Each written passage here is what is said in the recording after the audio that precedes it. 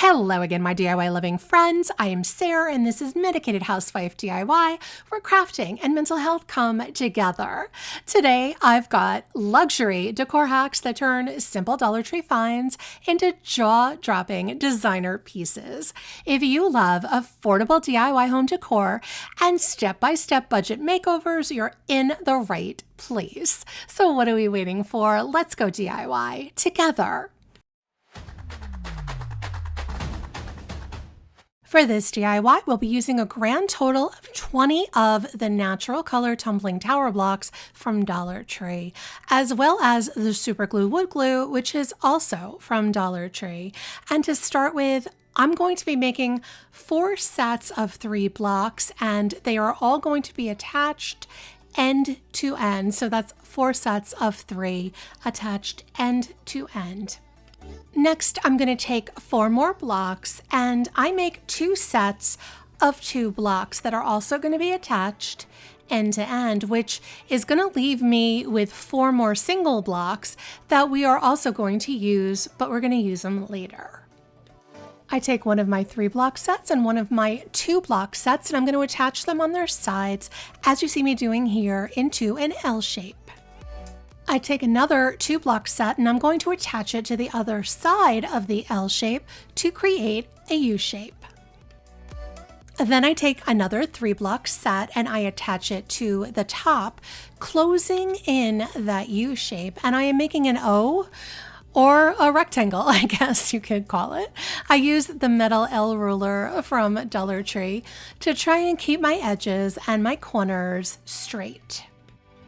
I stand the rectangle up and I am using 2 of the remaining 4 single blocks and attaching them right in the middle of the bottom of the rectangle, as you can see me doing right here. I take another 3 block set and I attach that on top of one of those single blocks at the end. I take that last 3 block set and attach it on top of the other single block. I take the last 2 single blocks and I attach them to the last 2 3 block sets on the top and going across to the middle of the top 2 block set. Hopefully that all makes sense to you. And with that, we have used all 20 of our tumbling tower blocks for this project. Meanwhile, I've got this large wood square from the crafters section of Dollar Tree, and I want to give it a white base coat. So I am using this folk art white chalk paint, which I will link for you below. I give the wood square a generous base coat on all sides and edges. For our set of 20 tumbling tower blocks, I'm using a mixture of water and folk art antique wax, which I will link for you below. I paint the whole piece, all sides, all edges, and I'm going to set it aside to dry. Once the base coat of white paint is dry on my wood square, I mixed the white paint with a couple of drops of Apple Barrel Country Gray color just to make it less white. And I mixed in a whole bunch of plain baking soda to give it a bunch of texture, kind of like plaster or concrete. I painted the whole top and the sides of the square, and then I set it aside until it was fully dry, which did take several hours. Once the baking soda and paint were dry, I took the square outside and used this Montana Granite texture spray, which I will link for you below. Lastly, I take the now dry granite textured square and using some wood glue, I attach it to the top of my 20 block set, which will be the base. And this is my faux granite and wood pedestal or riser. I feel like I call everything a riser, but whatever. You can call it whatever you want. I do like the look of a darker wood and any kind of texture like this faux granite or a faux concrete. I just really love deep wood tones and lots of texture. That's my jam. Hopefully you like it too. For this DIY, I've got this glass hurricane vase from Dollar Tree and this giant roll of macrame cord. Honestly, I've been using the same roll for 3 years, so I'm using hot glue to secure the cord as I wrap the entire vase with it, from the bottom up to the top lip.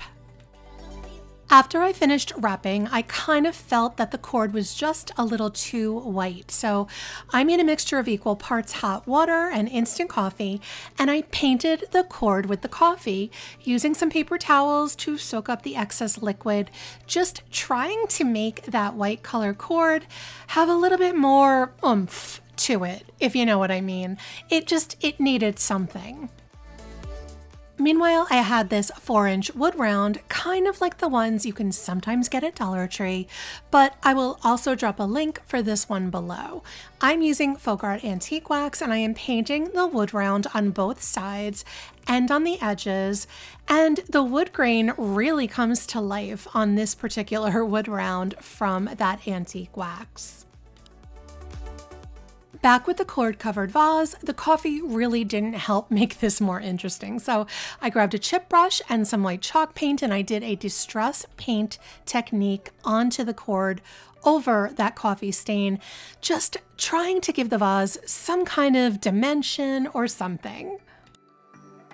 And because clearly more is more, I also distress painted some antique wax back over that white chalk paint on the coffee stain. I was just pulling out all the stops.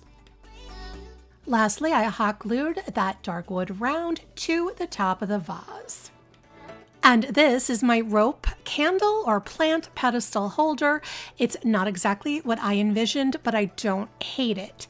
It has all the elements of a successful DIY.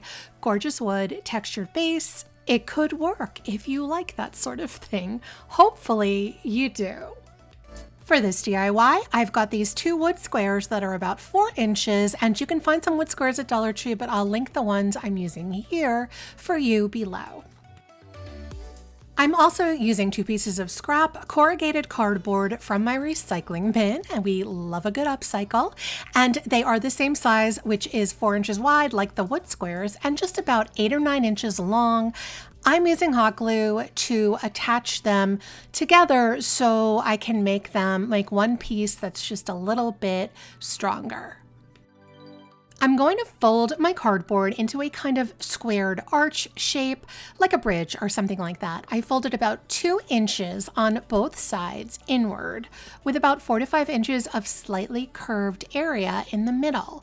Then I use masking tape, plain masking tape, over all the edges of the 2 pieces of cardboard to really seal everything in. And I also use some tape along the 2 folds on the sides just to reinforce them a little bit. I'm using my favorite thick jute twine, which I will link for you below, but you can also use the regular weight jute from Dollar Tree to do this. It might just be a little less thick looking. I'm using some hot glue to secure the jute, and I am wrapping the jute around that middle flatter area of the cardboard from one end where it's folded to the other end where it's folded until that 4 to 5 inch space in the middle is covered with jute. Once the whole middle was wrapped with the jute, off camera, I wrapped one of the sides with the jute up to where the cardboard bended. Then I start wrapping the other side with the jute, and I kind of start in the middle of that side and wrapped toward the bottom first, then coming back up to the bend at that side, because at the bend, you may need to wrap using single pieces of jute instead of one long continuous piece, just to prevent the inside of that bend from getting too thick and not bending the same way. Hopefully that makes sense to you. We want to keep all our wrapped jute in a single row of jute, not doubling up on itself. So you may need to kind of finagle that bended area somewhat just to make everything fit. I want to attach the first wood square to one side of my arch, so I'm using Starbond Super Glue Gel, which I will link for you below, to glue it to the edge of the cardboard arch, and I hold it for a few minutes for that glue to set. Once the glue has set, I take my jute and starting from where the wood and cardboard connect, I continue wrapping the jute around that wood square.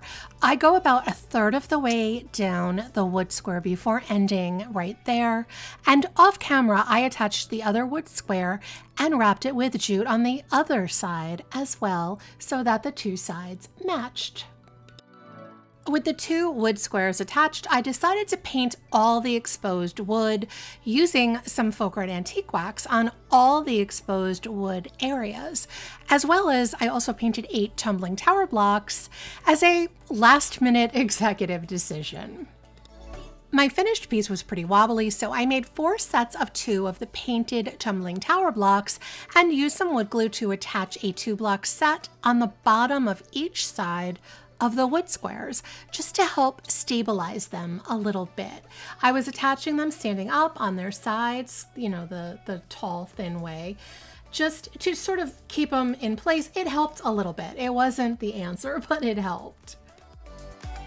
I was looking to add a little bit of a pattern on the kind of boring jute.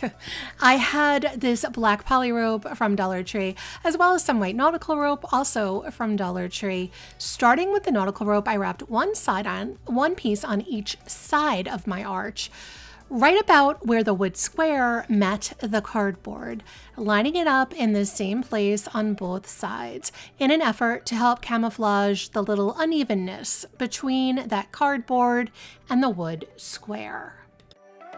Then I took 3 pieces of the black poly rope and added 1 piece above the nautical rope, 1 piece below the nautical rope, and 1 piece at the bottom where the jute met the wood square. And off camera, I repeated that the exact same way on the other side as well. And honestly, because I was still so wobbly, I made 2 sets of 3 more blocks and painted them with the antique wax and placed them one in the front and one in the back, sandwiched between the wood blocks that were lining the inside of both wood squares. And I apologize for the camera angle, making it really hard for you to see how I did this, but you'll just have to take my word for it. And here you can see those wood blocks in place, and you can also see the ropey gluey mess going on underneath. So in order to hide all that mess, I grabbed this piece of brown felt I had in my stash. I cut it to size so that it would fit the underneath of my project and used some hot glue to glue all the edges of the felt down onto the rope bottom of the project, as you see me doing right here, just in an attempt to clean it up a little bit. And this is my, oh my goodness, I don't even know what to call this. It's got wood, it's got rope, it's an interesting arched shape to it, and it does look good holding a plant. Let's just call it a decorative item, and I will leave the rest up to you guys to interpret what you think its purpose is. You can let me know in the comments any thoughts you might have. Thanks so much for watching my designer decor DIY magic. If you enjoyed these luxury Dollar Tree hacks, hit that like button and subscribe to Medicated Housewife DIY for even more creative home decor DIYs. Drop a comment below with your favorite hack, and I'll see you next time for another amazing budget makeover.